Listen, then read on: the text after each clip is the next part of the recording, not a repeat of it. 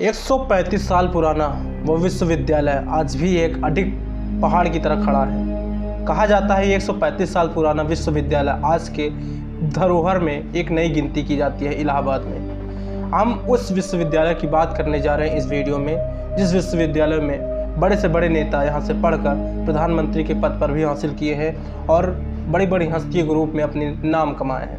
हम बात करने जा रहे हैं महाविद्यालय अर्थात इलाहाबाद विश्वविद्यालय की, जो आज प्रयागराज विश्वविद्यालय के नाम से फेमस है। कहा जाता है कि यहाँ की जो मिट्टियाँ हैं वो एक नई सुगंधित वातावरण में खिलती जा रही हैं। नई पौध और इनकी खिलखिलाहट इनका एहसास होने नहीं देती।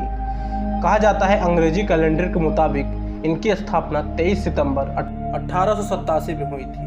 उस समय ब्रिटिश हुकूमत थी। शुरू में ही सेंट्रल यूनिवर्सिटी का दर्जा प्राप्त हुआ, हालांकि बाद में वर्षों में यह तगमा मुझसे छीन लिया गया अर्थात। लेकिन 14 जुलाई 2005 को मुझे फिर सेंट्रल यूनिवर्सिटी बना दिया गया। ये बात कर रहे हैं इलाहाबाद विश्वविद्यालय की, जो अपने आप में एक व्याख्या कर रहा है खुद की। कहा जाता है कि विश्वविद्यालय की जो स्थापना थी उसके पीछे अल्फ्रेड लॉयर की प्रेरणा थी।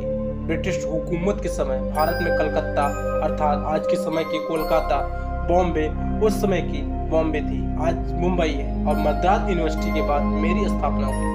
पूरब में होने के कारण मुझे ऑक्सफोर्ड ऑफ द यानी पूरब का ऑक्सफोर्ड भी कहा गया।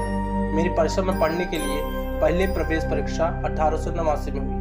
मुझे स्थापित होने के लिए सरकार की ओर से 5240 रुपए का लोन लिया गया है। इसे 2 वर्ष में चुका दिया गया। उसके बाद 1892 में और 1893 में मेरी कमाई से सरकारी फंड निवेश किया गया, जो 1899 से लेकर 1900 तक बढ़कर 34,000 रुपये हो गया। जिसके बाद senate hall, law college, library का निर्माण किया गया। 1910 में शुरू हुआ ये कार्य 1915 में जाकर कंप्लीट हुआ। बताते हैं कि इसका निर्माण कार्य पूरा करने में 11,67,275 रुपये की लागत आई। वर्ष 1923 में सरकार ने मेरा दायरा बढ़ाने का फैसला किया और 7 लाख रुपए में इंडियन प्रेस की संपत्ति मेरी हो गई। ऐसा भी कहा जाता है कि मेरे परिसर की साज सज्जा अचानक से नहीं हुई, इसे काफी समय लगा। अमरनाथ शाह हॉस्टल, जो का पहले म्यूर हॉस्टल के नाम से जाना जाता था, 1910 में 1911 में बनकर यह तैयार हुआ। इसी तरह लॉ हॉस्टल, जो अब सर सुंदर लॉ हॉस्टल के नाम से मशहूर है, वह 1914 में बनकर 1915 में बनकर तैयार हुआ। वर्तमान का न्यू हॉस्टल, जिसे पंडित गंगानाथ शाह हॉस्टल कहते हैं, वर्ष 1928 में बना। या उसी तरह हिंदू हॉस्टल, जिसका पूरा नाम हिंदू बोर्डिंग हाउस है, वो 1922 में बना। मेरे परिसर में बनी हैंडलॉन्ड या यूँ कहें पीसी बनर्जी हॉस्टल, मुस्लिम हॉस्टल के बनने के पीछे भी अपनी एक नई कहानियां हैं। इस विश्वविद्यालय के परिसर में कई ऐसी कलाकृतियां बनावटें हैं जो ठेठ इलाहाबादी अंदाजे में गढ़ी गई, जिसकी छाप आज भी दिखाई देती है। मेरे परिसर का गणित अर्थात विश्वविद्यालय के परिसर का गणित विभाग इसके अस्तित्व में आने से पहले का है। यह विभाग 2 मंजिला गथिक शैली से बनाया गया है। इसकी वास्तुकला में ठेठ इलाहाबादी मेहराब एवं छाया आकृति दिखती है।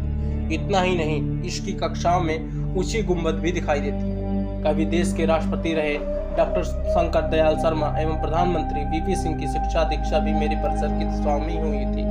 ऐसा माना जाता है कि यहाँ पर बड़े बड़े नेता भी पढ़कर और माने जाने मशहूर अभिनेता अमिताभ बच्चन भी इसी विश्वविद्यालय से पढ़कर एक नई ऊंचाइयों को हासिल किया था। आखिर क्यों इसे पूरब का ऑक्सफोर्ड क्यों कहा गया?